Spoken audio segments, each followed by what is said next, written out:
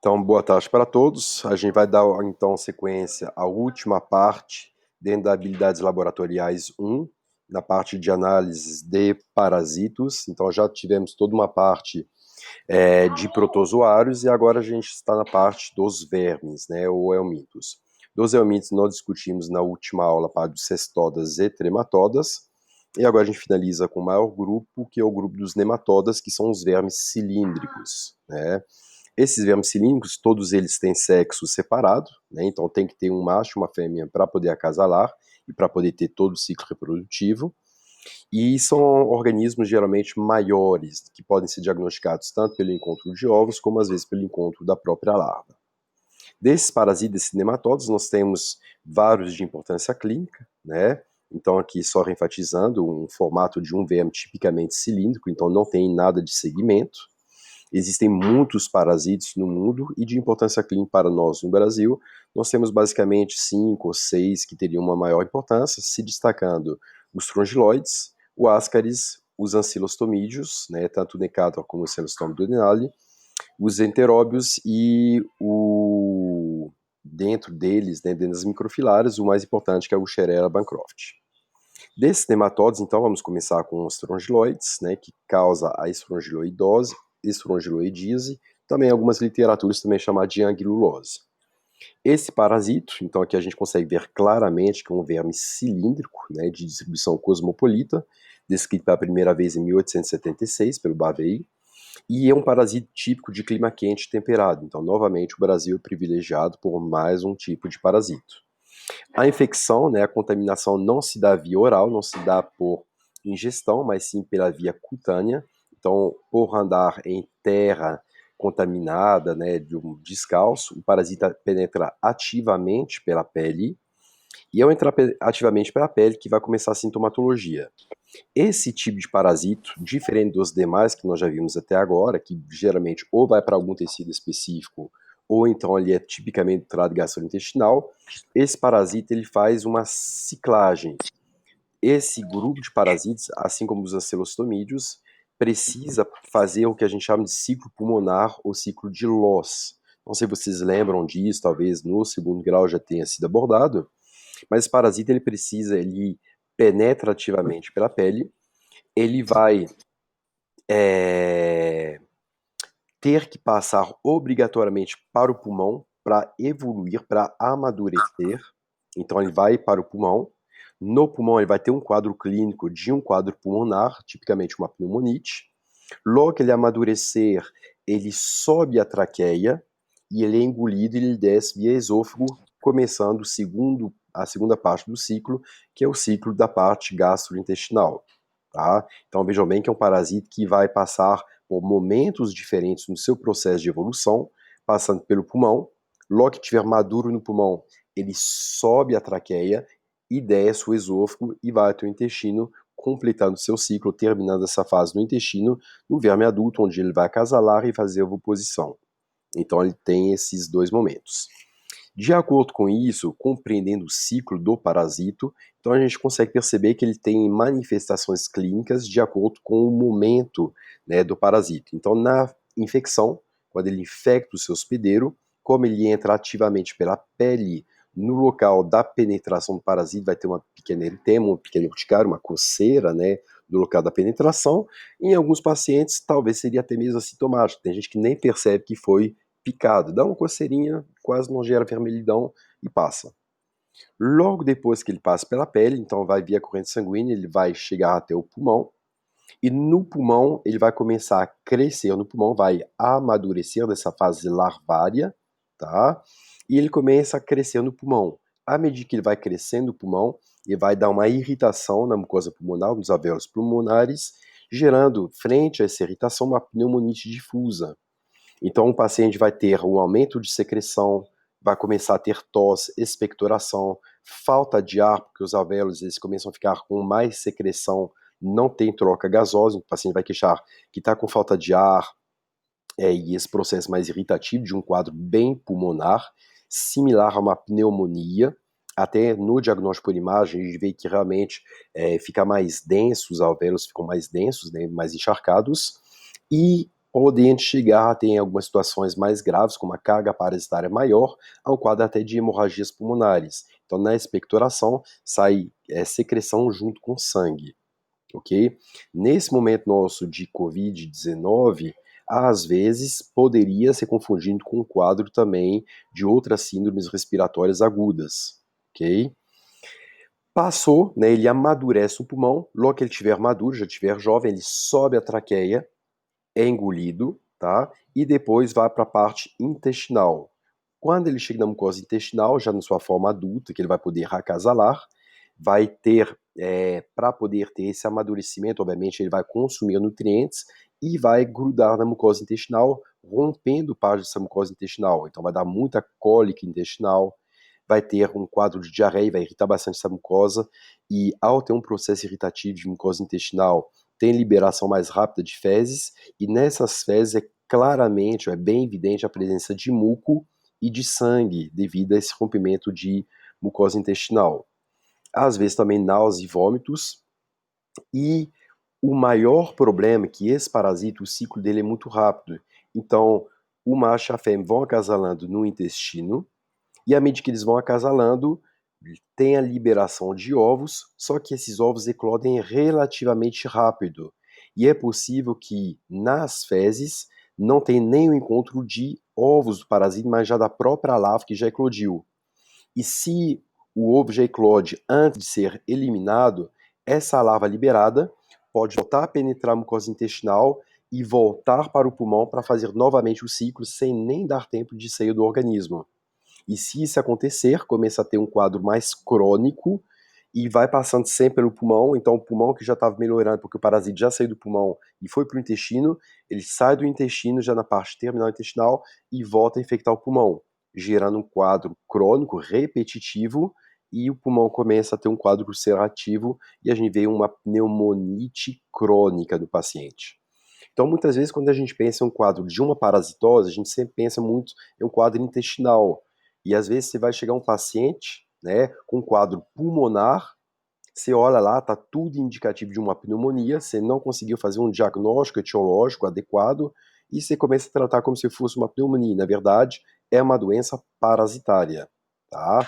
Então tem que tomar cuidado que muitas doenças parasitárias acabam tendo um quadro também pulmonar, igual o estrongiloides. Então, para o diagnóstico laboratorial, seria indicado fazer um lavado broncoalveolar, e nesse lavado, eu acho que vocês conseguem ver bem. Vocês já tiveram um diagnóstico por imagem, pessoal? Ou ainda não? Tá tendo, todo período tem, professor. Legal. Até o Então vocês oitavo. já estão acostumados a ver raio-x bem tranquilo, né? Então aqui Uhum. vocês conseguem. Não, Não? Mais ou menos, nadinha. não é bem tranquilo. Não, mas vai tranquilizando, vocês vão pegando cada vez mais. Mas se a gente olhar, por exemplo, essa parte superior aqui do pulmão, vocês vão ver que ela está mais limpa, né? Então a radiação passa, fica mais translúcido. Então aqui a gente vê que está bem limpo. Essa parte daqui para baixo, vocês vão ver que está ficando cada vez mais encharcada. Aqui, ó, está muito encharcado a parte pulmonar. Então, isso aqui a gente vê claramente que tem um aumento de secreção, não tem nada tão condensado, né? Mas tem um aumento bastante de secreção, o pulmão está bem encharcado, principalmente a parte inferior, que é de se esperar, porque essa secreção tende a descer literalmente. Então, a parte inferior do pulmão, a gente vê que ela está mais encharcada, e um paciente que clinicamente vai apresentar bastante falta de ar, vejam bem que a maior parte da área pulmonar está encharcada. Então, bastante falta de ar, tosse com secreção, e ao fazer o lavado broncoalveolar, que seria o interessante, porque se fosse um quadro bacteriano, você conseguiria fazer uma cultura e fazer identificação, e nesse caso, o que vai se encontrar no lavado broncoalveolar? A presença de larvas L1 desse parasita. Então, aí a gente já consegue identificar. Vocês conseguem ver bem a larva aqui, pessoal, enroladinha? Todo mundo? Sim. Então, no lavado, esse sedimento, você vê, ops, mas tem lava dentro do pulmão. Então, é um parasita que também vai da parte intestinal, mas ele faz o ciclo de lose, então tem a parte do ciclo pulmonar. Ao descer depois, ele vai, quando amadurece, então, igual a gente falou, sobe a traqueia, desce o esôfago, vai para o intestino e começa a se reproduzir. À medida que eles vão se reproduzindo, o casal vai liberando ovos, mas como nós já discutimos, esses ovos vão ter uma eclosão rápida, então normalmente você não encontra ovos no exame parasitológico de fezes, mas sim já uma forma larvária. Então a gente já consegue perceber essa larva, que já é uma larva infectante. Essa larva, ela consegue penetrar ativamente pela pele e infectar qualquer pessoa. Então aí são larvas totalmente infectantes via cutânea. Não precisa nem engolir isso aqui. Então ele vai pela pele e consegue infectar qualquer hospedeiro, tá? Então no exame parasitológico de fezes, só para deixar bem claro, nós não costumamos observar ovo larvado. Geralmente já encontra a própria larva, já vai ter eclodido, tá? E geralmente pelo exame parasitológico de fezes convencional, ok? Tratamento ivermectina, né, albendazol, tiabendazol, anita, todos eles funcionam muito bem. Uma pequena observação para essa parasitose que eu coloquei aqui de corticoides. Olha o risco de fazer um tratamento com esse paciente. Quando a gente pega um quadro clínico, deixa eu voltar aqui na imagem, aqui você olha, você vê que metade do pulmão está comprometido, está encharcado aqui, ó, cheio de muco no pulmão. Se o pulmão está cheio de muco, o paciente está com tosse, está com um quadro bastante irritativo, você pensa, ó, tudo indica que ele está com uma pneumonite. Eu não sei a origem dessa pneumonite, se ela é de qual etiologia. E às vezes, para reduzir o processo inflamatório do pulmão, você vai dar um anti-inflamatório. É uma coisa clássica, pessoal. Isso aí tem que tomar muito cuidado, que é uma coisa muito comum. O paciente está com irritação, está um quadro pulmonar, está com uma pneumonite, vai lá e vai indicar corticóide para esse paciente, que é um anti-inflamatório mais potente, né? Não é aquele Zymes convencional, né? Você vai administrar um corticóide. Problema: se esse paciente tiver com essa pneumonite por causa de estrongiloides, não se pode administrar corticoide. Então depois façam uma anotação no caderno de vocês ou nos slides, tá? Não se pode administrar corticoide. O corticoide, ele simula uma proteína chamada de ecdisona, que faz com que o ciclo do parasita se torne mais rápido. Se o ciclo do parasita se tornar mais rápido, tá? Que são essas similares a ecdisonas, que o corticoide acaba induzindo, o ciclo vai se repetir mais rapidamente e a carga parasitária do parasito no pulmão vai aumentar. Se a carga parasitária no pulmão aumenta, o quadro clínico do paciente vai piorar. Então, se dá corticoide pensando em reduzir um quadro inflamatório, mas a carga parasitária aumenta, a irritação vai aumentar, a produção de muco vai aumentar e a respiração do paciente vai ficar cada vez pior, tá? Provavelmente vai ter que entubar, colocar no oxigênio, se ele não vier a óbito. Então, tá com pneumonite, não tem etiologia definida, cuidado com o uso de corticoides, que se for por causa de estrongiloides, o corticoide vai piorar o quadro clínico do paciente, podendo levar ele, inclusive, a óbito. Tranquilo essa parte, pessoal? Tranquilo? Tranquilo, Sim, professor. Bacana. tá, Então, professor. faça a anotação corticóide, proibido com P maiúsculo nesse quadro aqui, ok? Um outro parasito muito interessante é a lombriga, né? O Ascaris lumbricoides, que causa ascaridíase e lombriga, ou em algumas regiões também do Brasil, o pessoal chama isso de bicha. O Ascaris é um parasita extremamente comum, alguns estudos multicentes colocam que um sétimo até um quinto da população mundial tem ou teve lombriga, tá? É muito comum em crianças, mas podendo também estar presente em adultos. São vermes esbranquiçados, parece uma minhoca branca grande. Tem um colega que é médico, né, já operou, ele falou que lombriga é muito bom para pescaria. Mas eu não sei se eu comeria um peixe que foi pescado com uma lombriga, né? Mas ele falou que é muito bom para fazer pescaria.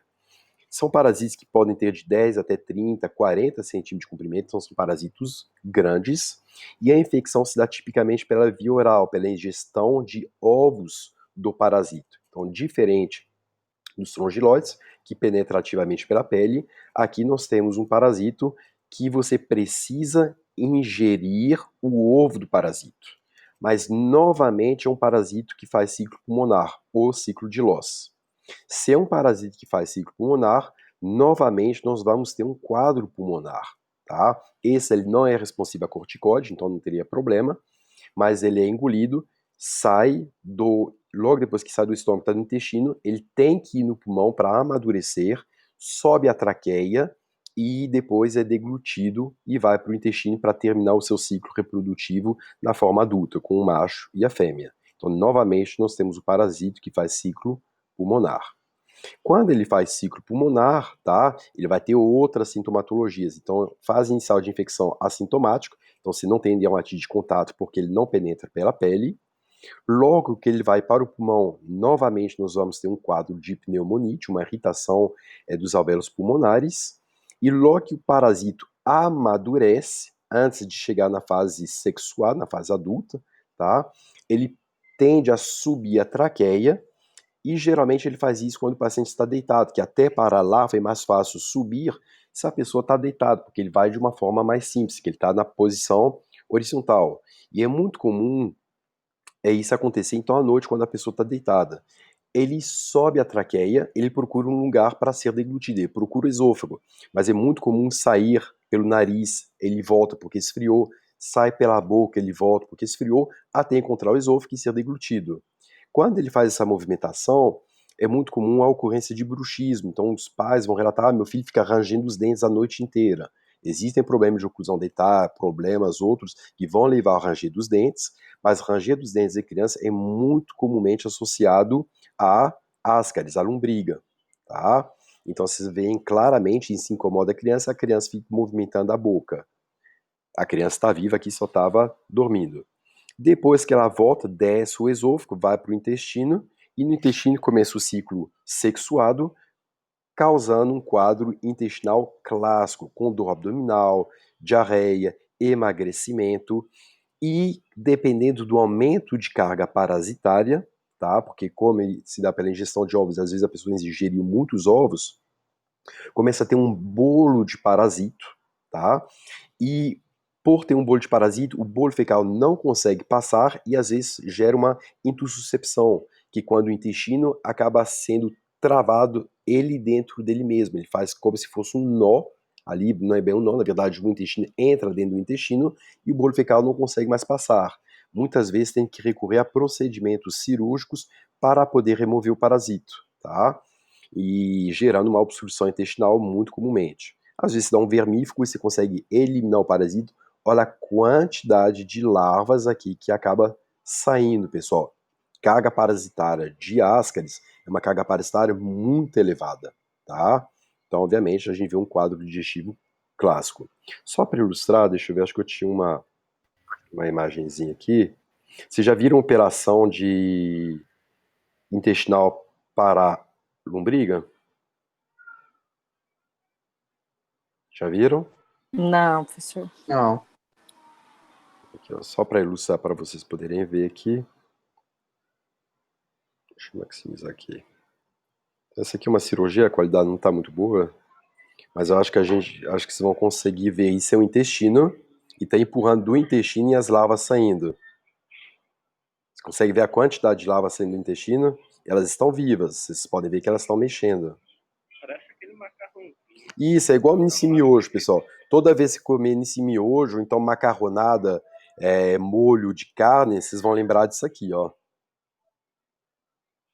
Boa analogia, professor. Muito boa, tá bom apetite. Delícia, hein, professor? Delícia, hein? Perfeito. Mas olha a Molho de macarronada. carne esse aí. Tá, então vocês conseguem ver a macarronada, ó. É perfeito. Aquele macarrão de. Tem um macarrão, acho que de pupunha, né? Para a pessoa que faz dieta, é igualzinho isso aqui, pessoal. Então aqui vai retirando as larvas, né, do intestino do paciente. É só para ilustrar um pouquinho aqui. Então, voltando aqui.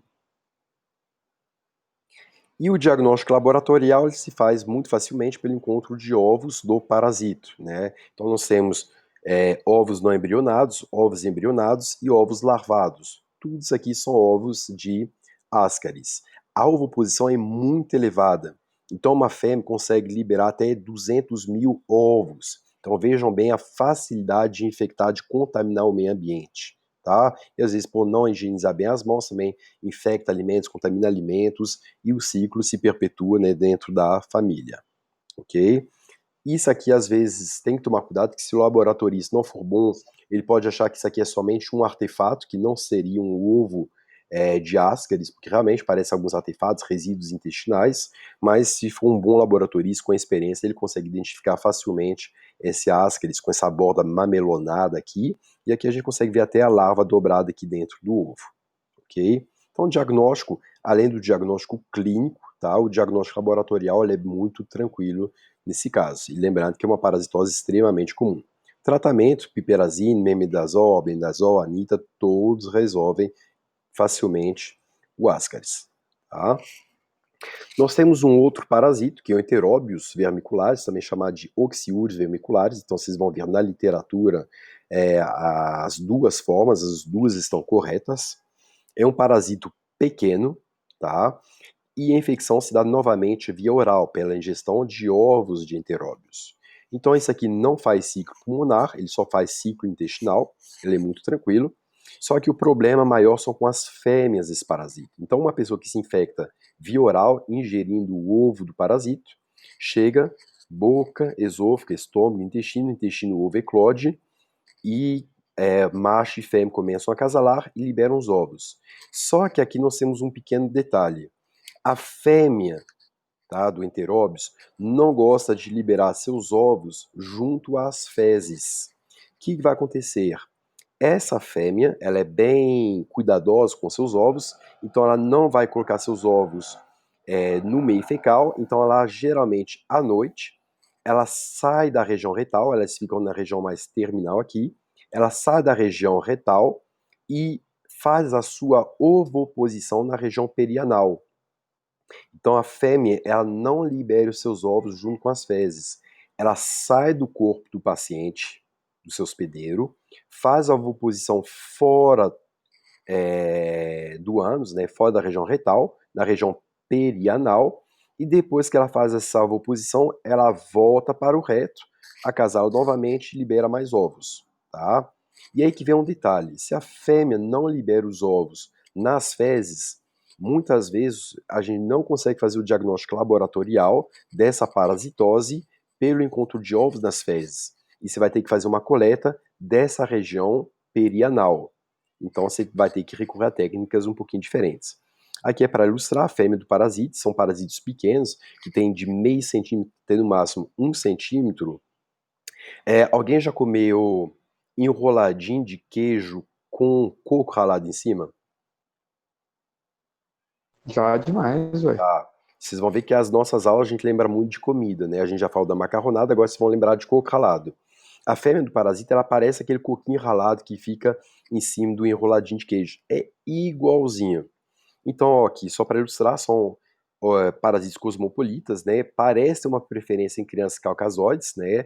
Brancas, mas é um parasita típico de clima temperado. Quando faz a ovoposição, aqui acho que vocês conseguem entender nessa imagem, a parte anal, e aqui em volta são as fêmeas dos parasitos que saíram da região retal para fazer a ovoposição. Vocês lembram do coco ralado, pessoal? É igualzinho. Então aqui vocês estão vendo um tanto de fêmeas pondo seus ovos na região perianal. Depois que elas fizerem essa ovoposição, elas voltam para o reto para acasalar novamente, tá? Enquanto elas fazem essa ovoposição, tá? Que é o quadro clínico mais comum, então geralmente ele não gera muita alteração intestinal, falta de nutrientes, tudo, mas a queixa principal é de irritação. Como ela faz a oposição tipicamente à noite, quando a pessoa está mais em repouso, durante a noite a pessoa vai sentir uma coceira na região perianal, dá muita coceira na região do ânus, e por essa coceira a pessoa vai acabar tendo insônia, tá? Então esse é o quadro mais comum. Às vezes náusea, dor abdominal, mas a queixa principal é de coceira anal. Se não tem ovoposição, como que eu vou diagnosticar a presença desse parasita no organismo? Através de métodos, né? Então, só para lembrar, o exame parasitológico de fezes não é indicado quando você tem uma suspeita clínica de enterobíase, e você vai geralmente fazer um swab anal ou um swab subungueal ou método de Graham. Tipicamente tem que ser feita uma coleta matinal. Qual que é o maior problema? Quando é encaminhado para fazer o exame, então é aquele exame, método de Graham, que é o exame da fita durex. Pega-se uma fita, coloca a parte adesiva para fora da lâmina, tá? E encosta no ânus, de um lado e de outro. Se tiver ovos na região perianal, os ovos vão grudar na fita durex. Você vira a fita durex, gruda na lâmina e leva na microscopia. Problema: Se a mãe está com seu filho que tem coceira no ânus e vai levar para o médico para fazer algum tipo de exame, fazer alguma avaliação clínica, a mãe, obviamente, ela vai dar uma ducha, vai banhar essa criança. Ó, se tá coceira, tá tudo sujo ali na região anal, então vamos passar na ducha. Se passar na ducha e limpar a região retal dessa criança, os ovos e as fêmeas vão tudo embora. Então é possível que o seu diagnóstico laboratorial dê um falso negativo. Então é importante orientar, ó, não precisa fazer higienização muito grande, tá? Leva a criança, tipicamente de manhã, porque a ovoposição se deu no período noturno, então a coleta ela tem que ser matinal, cedo no período da manhã. E quando você faz essa coleta, você vai encontrar na lâmina vários ovos e às vezes até algumas fêmeas que ficaram, e aí a gente consegue ver esse esôfago oxiuriforme, que é clássico, né? E vários ovos larvados que ficam na região perianal. Às vezes, por sabedoria, né, por conhecimento do médico, ele faz a lâmina lá da região perianal e não vê nada. Ele olha lá e verifica, ó, o ânus está muito limpinho. Então a mãe fez a limpeza antes de levar para o médico para fazer a coleta de material. Se o médico perceber que a mamãe já fez a coleta, existe um truquezinho que pode ser feito e tentar passar fita durexa. Se verificar que a cueca ou a calcinha ficou suja, porque a criança coçou por cima da cueca e da calcinha, pode aplicar fita durex diretamente na região onde ficou sujo, que ali costuma ficar ovos e fêmeas também desse parasito. E uma outra coleta que pode ser feita também é uma coleta subungueal. Pega um palito de dente, um cotonete, passa debaixo da unha da criança, que geralmente debaixo da unha da criança fica cheio de ovos parasitas, porque ela ficou a noite inteira se coçando. Então, às vezes, a mãe lembra de limpar a região retal, mas não limpou a unha. Então, você coleta debaixo da unha e geralmente ali acaba tendo uma carga parasitária interessante. Tranquilo, pessoal? Tá. Então vocês estão vendo que cada um você vai diagnosticar de formas diferentes, ok? Tratamento albendazol, mebendazol, ivermectin, secmidazol, anita, todos Professor, resolvem essa parasitose, sim. aquela foto do ânus da pessoa é macroscopicamente que vê? Macroscopicamente, tá? Então, não vou perguntar se vocês já viram algum ânus, tá? Mas aqui a gente consegue ter uma ideia do ânus. Isso aqui, pessoal, lembrando que a fêmea ela tem de meio até 1 centímetro. Então é aquele tamanhozinho do cuco ralado do enroladinho de queijo, tá? É exatamente do jeito que vocês estão vendo. Só lembrar, ó, quando você for lá numa panificador comprar um enroladinho de queijo, você vê aquele coco ralado, é a mesma coisa de ver fêmea de enteróbios. Isso aqui são as fêmeazinhas que estão ali em cima, tá? Então, tenta imaginar a proporção de um ânus e ver as fêmeazinhas aqui em volta. É exatamente isso que vocês vão encontrar. Então, macroscopicamente, a fêmea ela é bem visível. Os ovos não. Os ovos são mais microscópicos. Mas só pela clínica, você visualizou isso aqui, você visualizou o coco ralado na região perianal, nem precisaria, às vezes, fazer um diagnóstico, um outro diagnóstico laboratorial, porque você já visualizou o parasito ali. É o único parasito que sai do ânus para fazer ovoposição, não tem outro. Então verificou esse coquinho ralado na região perianal, a criança está relatando coceira na região do ânus, clinicamente é o único que faz isso. Ok? Então realmente é uma visão macroscópica do tratamento. Tranquilo até agora, pessoal? Sim. Tranquilo. Bacana. Pessoal, a parte laboratorial de parasitas é a pior, é a mais nojentinha mesmo, viu? Não assustem não. Bom, é penúltimo parasito, então um ancilostoma, tá? Que gera ancilostomias, ancilostomose. Em várias regiões também vocês vão ver chamado isso de amarelão ou pilação. Eu acredito que todos vocês já leram a história do Jeca Tatu, né? Que era uma pessoa que parece que tinha perdido a alma, que era mole, preguiçosa, né? E provavelmente, né, por andar descalço, né, que havia de infecção, seria o quadro clínico, provavelmente, de uma ancilostomíase ou amarelão ou pilação. O que acontece nas ancilostomíase ou amarelão? Existem dois parasitos, tá, que causam a ancilostomose, que é o Necator e o ancilostoma, e que a infecção se dá por penetração ativa pela pele. Isso é muito comum em paciente de área rural, viu, pessoal? Isso aqui é a área urbana, que todo mundo geralmente fica calçado, a gente não preocupa muito. Mas eu acredito que vários de vocês já foram para a fazenda E às vezes na fazenda a pessoa está ali de chinelo, mas o chinelo, você pisa na terra, o seu pé fica cheio de terra, às vezes fica descalço e vai andando. E quando você tem fezes, né, ali que vão contaminar, né? Então imagine um paciente que está com parasito, toda vez ele está lá no meio do mato, deu dor de barriga, ele defecou. Nessas fezes está cheio de parasito, ele libera os ovos, o ovo eclode e a larva fica na terra. E a larva pode ficar ali na terra vários dias na sua forma infectante. Você pisou ali, a larva penetra ativamente pela pele. Quando ela penetrar ativamente pela pele, é novamente um parasito que faz o ciclo pulmonar, o ciclo de Loss, tá? Então vai ter um quadro pulmonar e um quadro intestinal muito mais significativo, que a gente já vai mostrar por quê, tá? Mas não, a infecção não se dá via oral, mas sim por penetração ativa pela pele.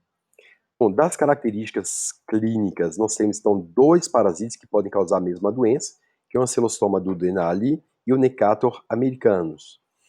Ambos são de distribuição cosmopolita e estima-se que a cada 8 pessoas no mundo, 7, 8, uma esteja infectada, tem ou teve essa doença. Então, assim como a lombriga, aqui nós temos uma parasitose extremamente comum, mas tipicamente de área rural, tá?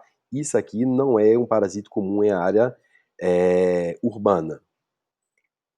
Quando a gente fala do quadro de infecção, então, início de infecção assintomático, no local da penetração da larva tem uma pequena irritação cutânea, ele penetra na pele, vai para a corrente sanguínea, vai até o pulmão, no pulmão vai gerar uma pneumonite, é um parasita um pouquinho mais agressivo, então, além da pneumonite, ele pode gerar pequenas hemorragias pulmonares, então o paciente vai começar a ter tosse, falta de ar, e nessa tosse geralmente tem um pouquinho de sangramento, você vê uma tosse com sangue.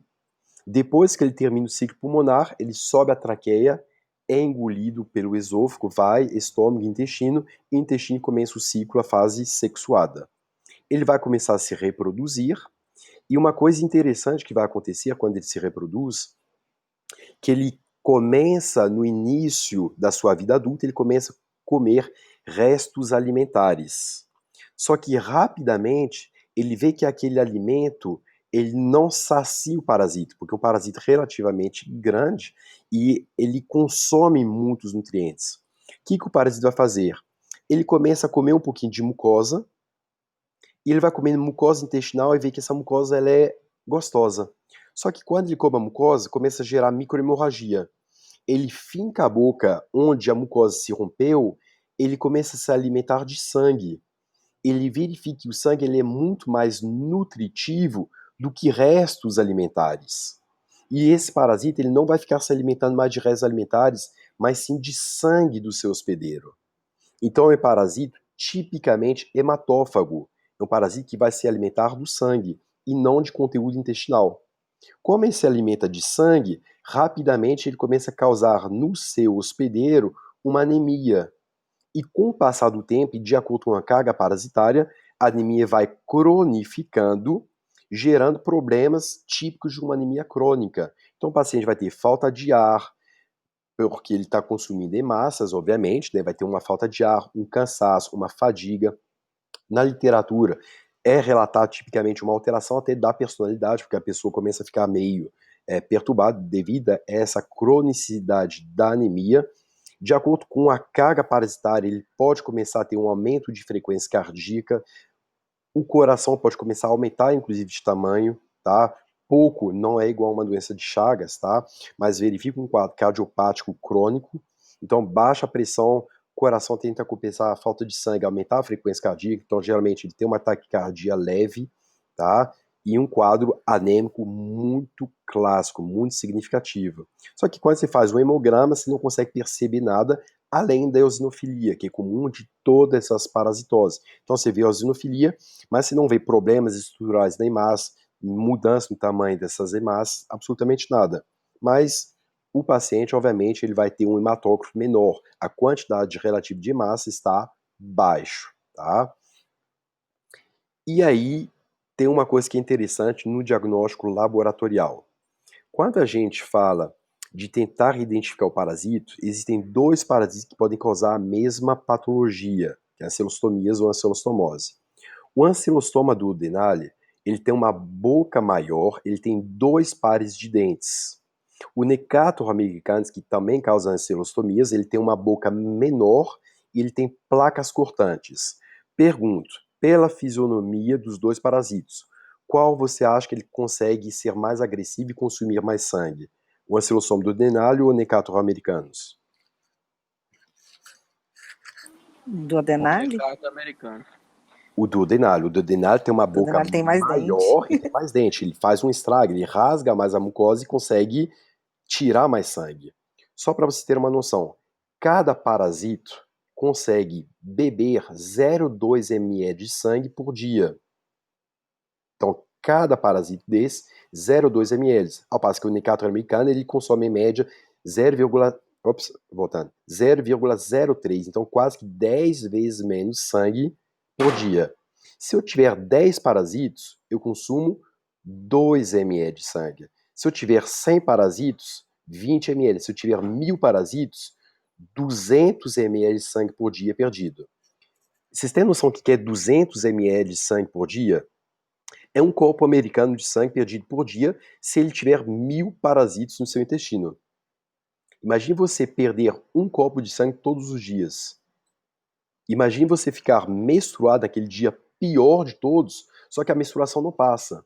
Você fica todos os dias menstruado durante uma semana, um mês, 2 meses, 3 meses. Aí, obviamente, você vai ter um quadro anêmico muito severo, de acordo com o quê? Diretamente com a carga parasitária e o tempo de infecção. Lembrando que o duodenale tem uma espoliação sanguínea quase que 10 vezes maior do que o Necator americanus, tá? Então, a sintomatologia clínica do quadro de anemia vai ser mais severa ou mais branda de acordo com carga parasitária e tipo de parasito, tá? Então, quanto maior a carga, maior o quadro anêmico. Se essa carga for mais de duodenale, obviamente o quadro de anemia vai ser muito mais severo, tá? Quase que 10 vezes mais severo do que se somente tiver Necator americanus. O diagnóstico laboratorial ele é feito pelo encontro diretamente de ovos no exame parasitológico de fezes, só que esses ovos a gente não consegue diferenciar se esse ovo é de Necator americanus ou de Ancylosoma duodenale, porque morfologicamente os ovos são exatamente a mesma coisa, não tem diferença. Então, no laudo laboratorial, ele não vai diferenciar se o paciente está com Necator ou se está com Ancylostoma, ele só vai colocar assim, ó, presença de ovos da família Ancylostomatidae. Eu não sei qual que é a larva. Se quiser, pode solicitar ao laboratório, mas são poucos que vão fazer isso, uma cultura de larvas. Então o laboratório pega o ovo, faz uma cultura em plaquinha, espera ele eclodir para depois que ele tiver maior, tentar ver o tamanho da boca dele, para fazer a diferenciação. Mas como o tratamento farmacológico é o mesmo, então geralmente não tem necessidade de fazer essa cultura. Verificou que tem ovos da família Ancylostomatidae, você sabe que ele está com ancylostomíase, e pela clínica você vai pensar, ó, se for mais grave, provavelmente é Ancylostoma duodenale, se for mais branda anemia, ou a carga parasitária é baixa, ou então ele só está com Necator americanus. Ok? Cuidado, às vezes é possível que, por exemplo, você pega um paciente, um caminhoneiro, que está com um caminhoneiro que transporta coisas de fazenda, que vai muito em fazenda, e ele está com um quadro clínico de ancylostomíase. Você pediu para ele coletar material fecal. Ele coletou, só que até ele chegar na cidade demorou 2 dias. Ele está com o seu potinho coletor, com as fezes ali 2 dias esperando. A gente falou que estrongiloides, a eclosão é rápida. Tá? Então, os estrongiloides, a eclosão é extremamente rápida. Então, no exame parasitológico de fezes, você viu larva nesse formato, em fezes jovens, você sabe que é estrongiloides. Se você não souber há quanto tempo aquelas fezes foram eliminadas, às vezes tinha nas fezes ovos de ancilostoma, só que depois de 1, 2 dias, o ovo eclode e libera o parasito. Então, em fezes velhas, é possível que você encontre também uma larva que é muito parecida com a larva de estrongiloides, mas são parasitos diferentes. A única diferença é o tamanho da boca. Boca de ancylostoma é maior que a boca de estrongiloides, tá? Mas não são todos os técnicos de laboratório que vão ter essa maturidade. Então, geralmente, eles aprendem, viu, larva, estrongiloides, porque ancylostomas são ovos. Mas tem que saber, se as fezes forem antigas, o ovo vai eclodir, vai liberar a larva e a larva de Ancylostomide é parecida com a larva de Strongyloides. A única coisa que diferencia realmente é o tamanho da boca, e não são todos os laboratórios que vão conseguir perceber. Então, por exemplo, aqui, ó, a larva, uma boca pequena. Isso aqui é uma larva de Strongyloides. Larva, ó, o tamanho da boca aqui. Isso aí é uma larva de Ancylostomídeo. Dependendo da coloração, da qualidade, você não consegue nem ver claramente o tamanho da boca. Então, o laboratorista que não está acostumado, às vezes, com fezes velhas, nem perguntou há quanto tempo aquele material foi produzido, ele vai achar que são larvas de Strongyloides. Tá? E, na verdade, são de Ancylostoma, e o quadro clínico, obviamente, é um pouquinho diferente. Tranquilo até agora, pessoal? Tratamento: bemidazol, albendazol, seguindazol, ivermectina, anita. E para anemia, não para o parasito, sulfato ferroso, tá? Então você pode ter que fazer reposição, em alguns casos mais graves já teve que ser necessário fazer até transfusão sanguínea. Tranquilo até agora, pessoal?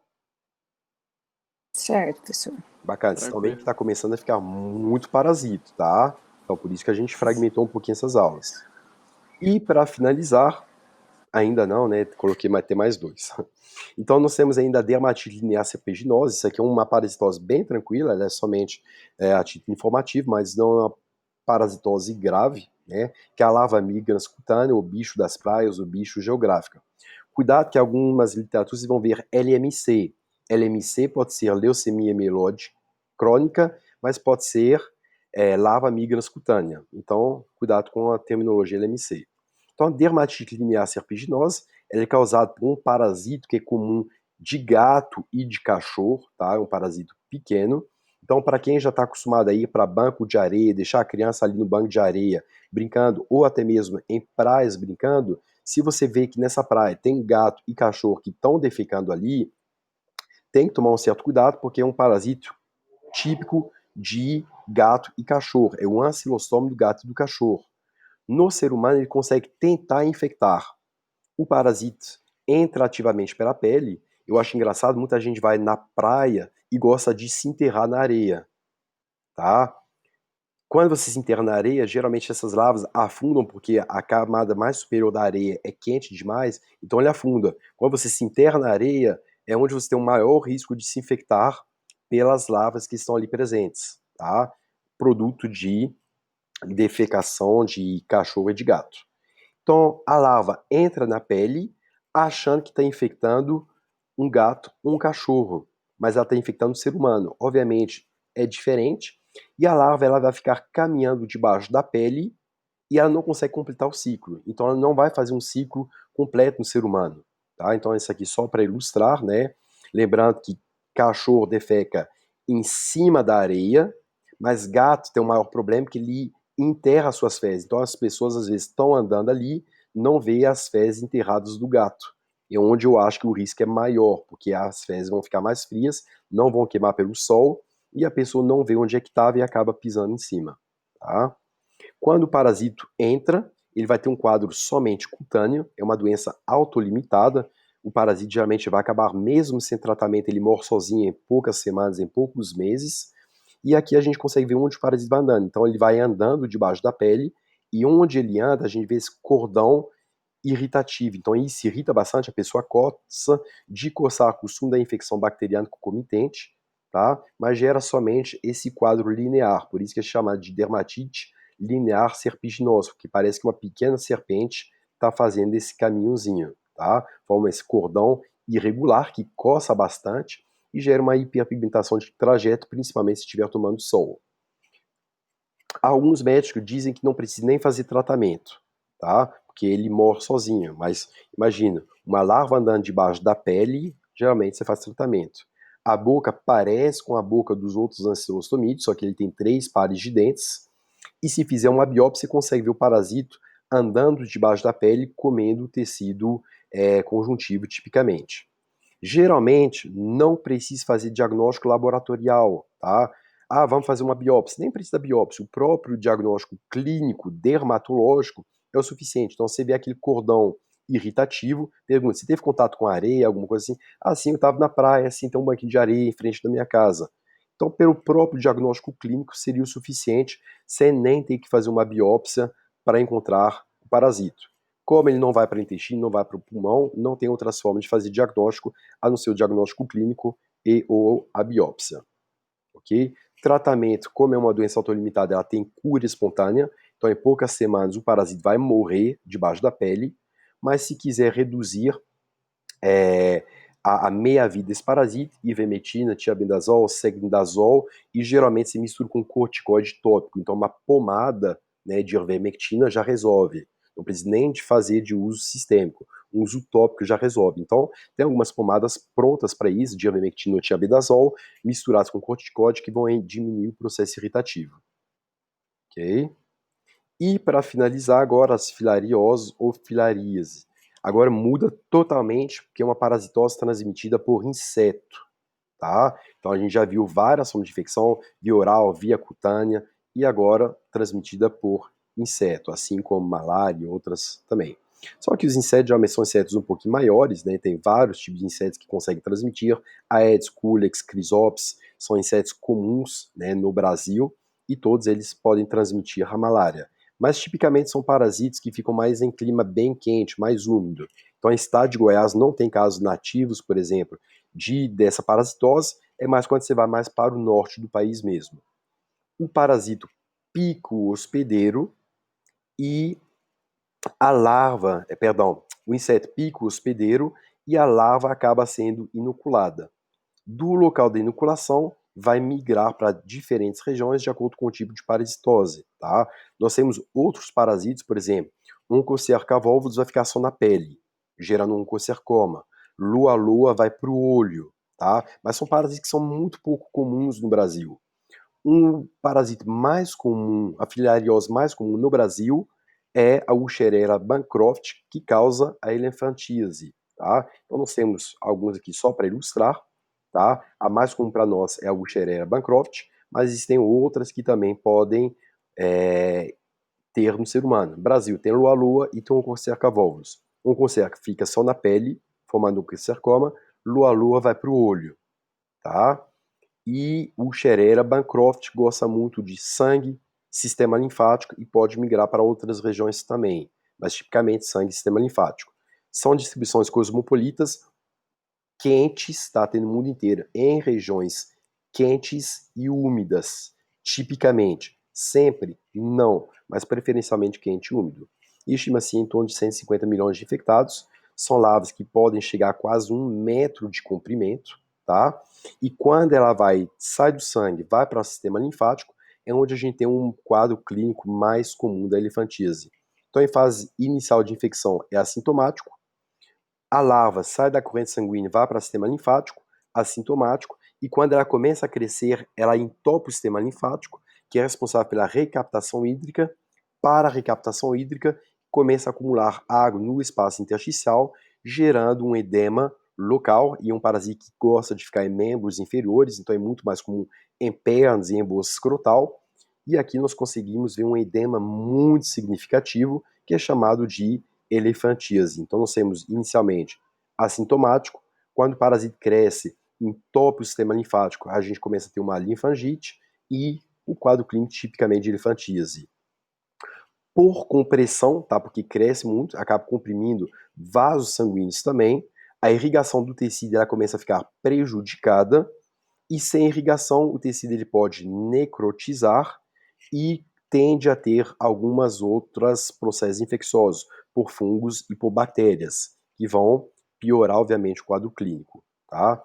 Então, ele vai tipicamente para a perna, pode ir para braço também, mas é mais comum em pernas e em bolsa escrotal. Aqui a gente consegue ver um edema da bolsa escrotal bem evidente, tá? Então, a massa da bolsa não afeta tipicamente a região peniana, mas tipicamente a região da bolsa escrotal e das pernas, que é o quadro clínico. Pode ir para outras regiões, igual vaso sanguíneo. Já tiveram casos na literatura brasileira de pacientes que morreram porque o parasito estava em grande quantidade na parte circulatória ainda, migrou, acabou bloqueando válvula e o paciente teve parada cardíaca. Então aqui a gente consegue ver a presença dessas larvas, né, no coração, e o paciente teve parada cardíaca e não sobreviveu. Aqui só para ilustrar outras parasitoses, isso aqui é da Onchocerca um oncocercoma, tá? Do parasita chamado de Onchocerca volvulus, que fica na pele, você espreme, sai um pulso com a larva, e a loa que gosta de ir para o olho. Não sei se vocês conseguem ver aqui a larva no olho. Se você observar bem aqui, dá para ver claramente a larva ondulada aqui no olho. Vocês conseguem ver a larva aqui, pessoal? Sim, dá para ver. Tá? Então, às vezes, eu já vi casos de um paciente, o único que eu acompanhei, na verdade, lua a lua, o paciente, ele começou a falar que ele via vultos, né? Então, o pessoal achou que era possessão demoníaca, alguma coisa assim, né? Que ele via vultos, e, na verdade, quando for ver, ele estava com uma larva no globo ocular, tá? Então, não era nada de demônio, de espírito, era somente um parasito, uma microfilária. O diagnóstico ele é tipicamente clínico, então você consegue perceber a larva no olho, você consegue ver um oncocercoma, e ela infantiliza, então ela é bem característica, bem marcante de pacientes de áreas endêmicas, tipicamente norte do país, mas é possível fazer também um exame laboratorial para diagnosticar. Como é um parasita que fica em sistema linfático e em sistema sanguíneo, você pode fazer um esfregar sanguíneo para tentar visualizar o parasito, e se ele tiver um tecido igual olho ou da pele, você pode fazer uma biópsia para tentar identificar o parasito também. Às vezes, quando a carga parasitária é baixa, você pode ter que fazer técnicas de concentração. Então, existe uma malha que você pega, tira o sangue e passa o sangue por um filtro, tá? Então, uma membrana de policarbonato que as células conseguem passar, então a hemácia passa, glóbulos brancos vão passar, mas o parasita que é um pouquinho maior não consegue passar. Então, você faz o sangue circular ali e depois pega essa peneirinha e verifica a presença da larva presa na peneirinha. Tem a técnica de Clot, que é uma sedimentação em formalina também, que ela é interessante, mas você tem que tirar um volume maior de sangue, é pouco usual, e alguns testes imunológicos. Geralmente, quando você faz esse teste, é interessante aplicar dietilcarbamazina, que aumenta a migração do parasita na corrente circulatória mais periférica, que facilita a capacidade de você diagnosticar coletando sangue do paciente. Aqui só para ilustrar, pessoal, então, aqui vocês lembram da parte hematológica? Isso aqui tudo são hemácias. Aqui nós temos alguns glóbulos brancos, tá? Então a gente vê um eosinófilo e um monócito aqui. Então o eosinófilo bem característico de doença parasitária, tá? Novamente a gente tem uma eosinofilia que é marcante. E aqui o tamanho do parasita. Então ele é maior que essas células, é por isso que geralmente ele fica preso quando você faz uma filtragem em membrana de policarbonato, que na verdade é uma peneirinha, tá? Aqui é um teste de gota espessa, você lisa todas as hemácias, coloca 3 gotinhas de sangue, coloca uma solução hipertônica para lisar as hemácias todas, e depois você consegue ver somente glóbulos brancos e o parasita e as larvinhas, que geralmente tem muita pigmentação interna. Então visualizou larva na corrente sanguínea, tipicamente são as microfilárias. Tratamento, suramina, ditilcarbamazina, ivermectina, ela é relativamente boa.